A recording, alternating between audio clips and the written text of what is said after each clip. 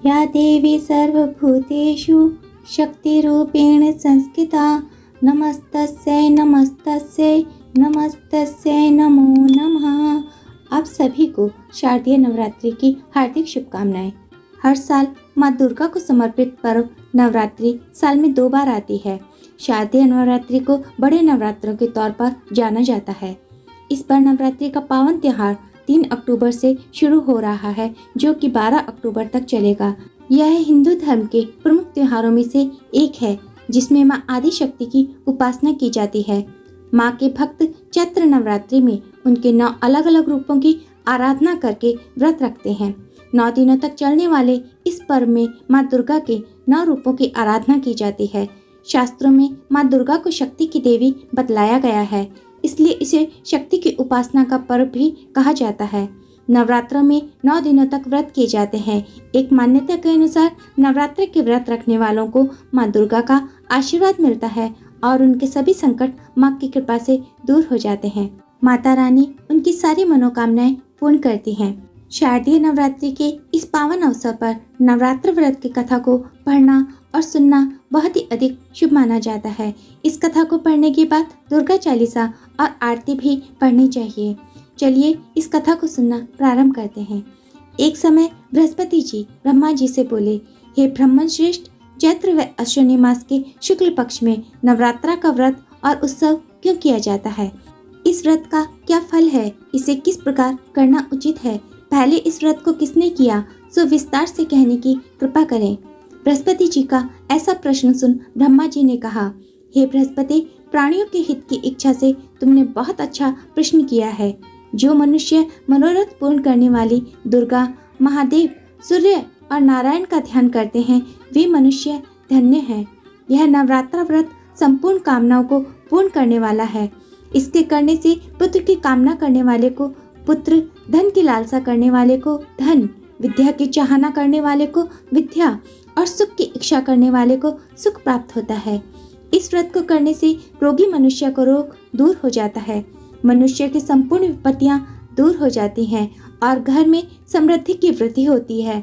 बंध्या को पुत्र प्राप्त होता है, समस्त पापों से छुटकारा मिल जाता है और मन का मनोरथ सिद्ध हो जाता है।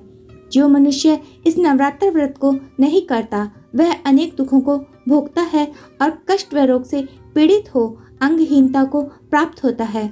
उसकी संतान नहीं होती और वह धन धान्य से रहित हो भूख और प्यास से व्याकुल घूमता फिरता है तथा संज्ञाहीन हो जाता है। जो सधवा स्त्री इस व्रत को नहीं करती, वह पति सुख से वंचित हो नाना दुखों को भोगती है। यदि व्रत करने वाला मनुष्य सारे दिन का उपवास न कर सके तो एक समय भोजन करे और 10 दिन बांधुओं सहित नवरात्रि व्रत की कथा का स्मरण करे। हे बृहस्पति, जिसने पहले इस महाव्रत को किया है, वह कथा मैं तुम्हें सुनाता हूँ, तुम सावधान होकर सुनो। इस प्रकार ब्रह्मा जी का वचन सुनकर बृहस्पति जी बोले, हे ब्राह्मण, मनुष्यों का कल्याण करने वाले इस व्रत के इतिहास को मेरे लिए कहो, मैं सावधान होकर सुन रहा हूँ। आपकी शरण में आए हुए मुझ पर कृपा करो।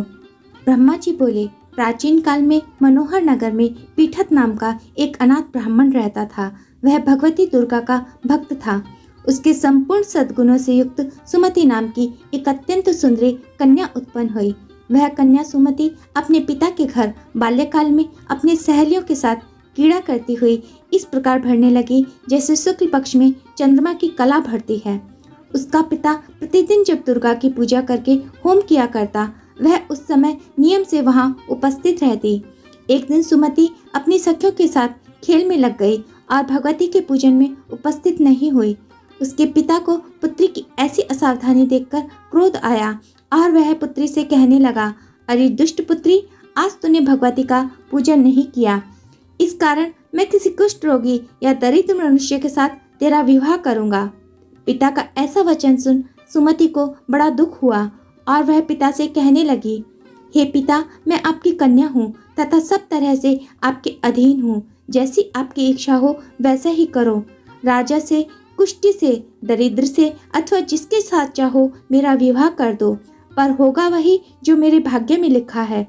मेरा तो अटल विश्वास है कि जो जैसा कर्म करता है उसको कर्मों के अनुसार वैसा ही फल प्राप्त होता है, क्योंकि कर्म करना मनुष्य के अधीन है, और फल देना ईश्वर के अधीन है। जैसे अग्नि में पड़ने से तृणादि उसको अधिक प्रदीप्त कर देते हैं, इस प्रकार कन्या के निर्भयता से कहे हुए वचन सुन उस ब्राह्मण ने क्रोधित हो अपनी कन्या का विवाह एक कुष्टी के साथ कर दिया और अत्यंत क्रोधित हो पुत्री से कहने लगा, हे पुत्री, अपने कर्म का फल भोगो, देखें भाग्य के भरोसे रहकर क्या करती हो। पिता के ऐसे कटु वचनों को सुन सुमति मन में विचार करने लगी, अहो मेरा बड़ा दुर्भाग्य है जिससे मुझे ऐसा पति मिला। इस तरह अपने दुख का विचार करती हुई वह कन्या अपने पति के साथ वन में चले गई और वहां डरावने कुशायुक्त उस निर्जन वन में उन्होंने वह रात बड़े कष्ट से व्यतीत की। उस गरीब बालिका की ऐसी दशा देख देवी भगवती ने पूर्व पुण्य के प्रभाव से प्रकट हो सुमति से कहा, हे दीन ब्राह्मणी, मैं तुझसे प्रसन्न हूँ, तुम जो चाहे सो वरदान मांग सकती हो। भगवती दुर्गा का यह वचन सुन ब्राह्मणी ने कहा, आप कौन हैं वह सब मुझसे कहो। ब्राह्मणी का ऐसा वचन सुनकर देवी ने कहा कि मैं आदि शक्ति भगवती हूँ और मैं ही ब्रह्म विद्या व सरस्वती हूँ। प्रसन्न होने पर मैं प्राणियों का दुख दूर कर उनको सुख प्रदान करती हूँ।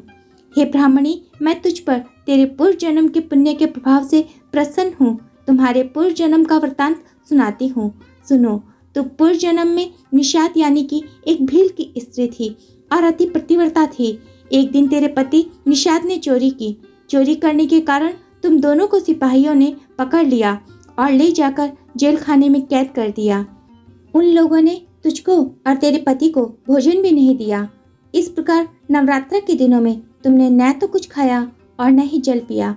इस प्रकार 9 दिनों तक नवरात्र का व्रत पूर्ण हो गया। हे ब्राह्मणी, उन दिनों में जो व्रत पूर्ण हुआ था उस व्रत के प्रभाव से प्रसन्न होकर मैं तुझे मनोवांछित वर प्रदान करती हूँ। तुम्हारी जो इच्छा हो सो मांगो। इस प्रकार दुर्गा के वचन सुन ब्राह्मणी बोली, अगर आप मुझ पर प्रसन्न हैं तो हे दुर्गे, मैं आपको प्रणाम करती हूँ। कृपा करके मेरे पति का कोढ़ दूर करो। देवी ने कहा, उन दिनों तुमने जो व्रत किया था उस व्रत का एक दिन का पुण्य पति का कोढ़ दूर करने के लिए अर्पण करो। उस पुण्य के प्रभाव से तेरे पति कोढ़ से मुक्त हो जाएंगे। ब्रह्मा जी बोले। इस प्रकार देवी के वचन सुन वह ब्राह्मणी बहुत प्रसन्न हुई और पति को निरोग करने की इच्छा से जब उसने तथास्तु ऐसा वचन कहा तब उसके पति का शरीर भगवती दुर्गा की कृपा से कुष्ठ रोग से रहित हो अति कांतिवान हो गया। वह ब्राह्मणी पति के मनोहर देह को देख देवी की स्तुति करने लगी। हे दुर्गे, आप दुर्गति को दूर करने वाली, तीनों लोगों का संताप हरने वाली, समस्त दुखों को दूर करने वाली, रोगी मनुष्य को निरोग करने वाली, प्रसन्न हो मनोवांछित वर प्रदान करने वाली और दुष्टों का नाश करने वाली, जगत की माता हो। हे अम्बे, मुझ निरपराध अबला को मेरे पिता ने कुष्ठी मनुष्य के साथ विवाह कर घर से निकाल दिया। पिता से तिरस्कृत निर्जन वन में विचर रही हूँ। आपने मेरा इस विपदा से उद्धार किया है। हे देवी, आपको प्रणाम करती हूँ, मेरी रक्षा करो।